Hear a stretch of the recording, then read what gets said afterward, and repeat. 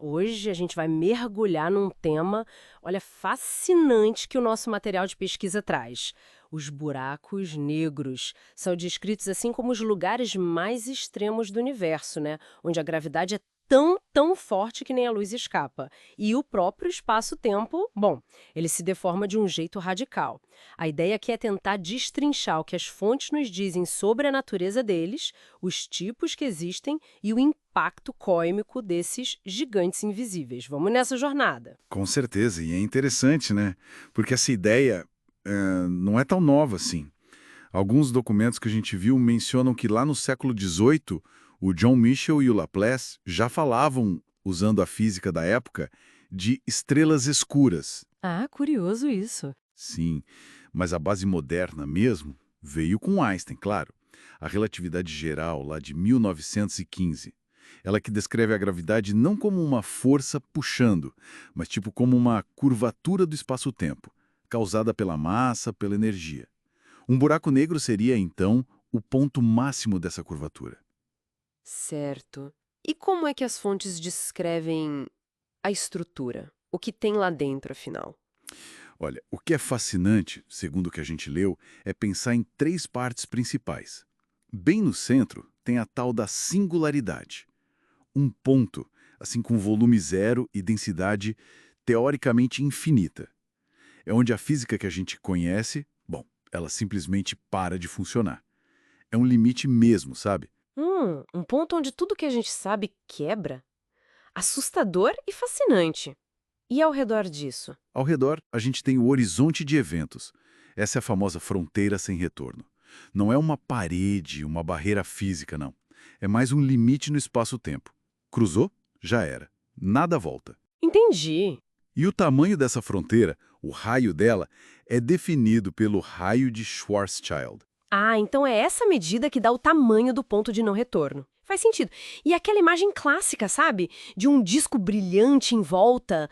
As fontes explicam isso também. Explicam, sim, é o disco de acreção. Basicamente, é matéria, gás, poeira, até restos de estrelas que está caindo em espiral para o buraco negro. Pensa, tipo, água indo para um ralo cósmico, só que muito mais violento. Uhum. Nesse processo, essa matéria esquenta, milhões de graus, por causa da fricção, da gravidade absurda. E aí ela brilha muito, emitindo radiação forte, tipo raio-x, ondas de rádio. É assim que a gente consegue ver eles, indiretamente. Entendi. Então, mesmo o buraco sendo negro, essa vizinhança super quente é que acaba denunciando ele. Faz todo sentido. E uma coisa que me chamou a atenção no material foi a variedade. Eles não são todos iguais, né? Tem tipos diferentes. Exato, precisamente. O material que a gente analisou detalha bem essa classificação. Os mais comuns, digamos assim, são os estelares. Eles têm, sei lá, de umas 3 até umas dezenas de vezes a massa do nosso Sol. E se formam quando estrelas muito grandes chegam no fim da vida e colapsam, geralmente depois de uma supernova. Certo, são os restos de estrelas gigantes. E além desses? Aí temos os intermediários, bem mais raros esses, com centenas, talvez milhares de massas solares. As fontes indicam que a formação deles ainda é meio um mistério, sabe? Uma hipótese é que eles vêm da fusão de vários buracos negros estelares, mas ainda está em debate. Os cósmicos, certo? Sim, os supermassivos. Esses são impressionantes. Milhões, às vezes bilhões de vezes a massa do Sol. E a pesquisa confirma. Eles estão lá, quietinhos, no centro da maioria das galáxias grandes, inclusive na nossa, a Via Láctea, com Sagitário A. O Sagitário A. Isso. E como eles ficaram tão enormes é outra grande questão que os estudos levantam. Será que eles nasceram do colapso direto de nuvens de gás gigantes, lá no comecinho do universo? Ou foram crescendo aos poucos, engolindo matéria, se fundindo com outros buracos negros por bilhões de anos? As fontes mostram essas duas possibilidades. Falando no Sagitário A, eu lembro bem daquela imagem do Event Horizon Telescope. Foi, nossa, incrível. Foi mesmo. Histórica. Aquela imagem de 2022 do ZAG Array, que tem uns 4 milhões de massas solares. Foi um marco. O IHT, que é basicamente uma rede de radiotelescópios no mundo todo funcionando como um só, do tamanho da Terra. Sim, uma façanha tecnológica. Exato. E conseguiu mostrar aquele anel de gás super quente girando em volta do horizonte de eventos. Foi uma confirmação visual espetacular do que a relatividade geral previa. Muito bom. E além de engolir matéria e ter esse disco brilhante, que outros efeitos eles causam no cosmos, segundo as fontes? Ah, vários. A gravidade deles é tão forte que curva a luz que passa perto.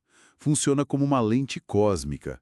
É a lente gravitacional. Ah, sim, já ouvi falar disso. Pois é, isso distorce a imagem do que está atrás deles, do nosso ponto de vista.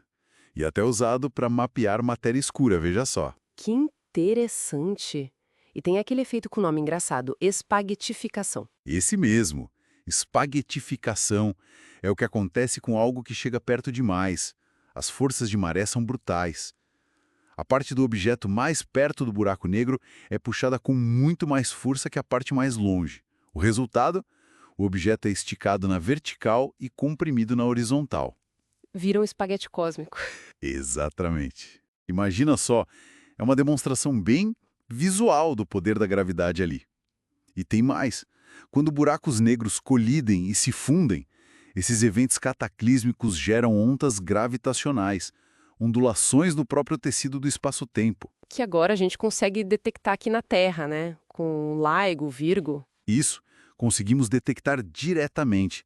É outra janela para o universo se abrindo. O que nos leva a outra questão que o material levanta.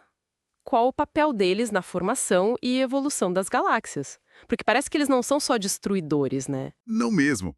Essa é uma questão chave que a pesquisa explora bastante. A energia e aqueles jatos de partículas que saem dos discos de acreção dos supermassivos. Eles podem influenciar a galáxia inteira.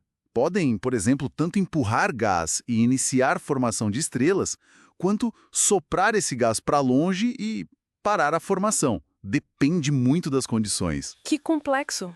Muito. E tem até a hipótese que as fontes mencionam de que eles podem ter sido as sementes originais, que as primeiras galáxias se formaram ao redor deles. A relação é bem intrincada.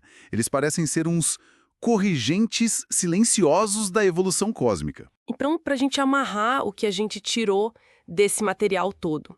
Buracos negros são esses pontos de gravidade absurda, né? Existem de vários tamanhos, com origens diferentes. Os efeitos deles, tipo lente gravitacional, espaguetificação, as ondas gravitacionais, são coisas que a gente observa e que confirmam teorias importantes. E talvez o mais surpreendente, eles têm um papel superativo e complexo na vida das galáxias. Não são só vilões cósmicos. Exatamente. É uma síntese perfeita. Eles continuam sendo um desafio enorme para a nossa compreensão da gravidade, do espaço, do tempo, da realidade em si.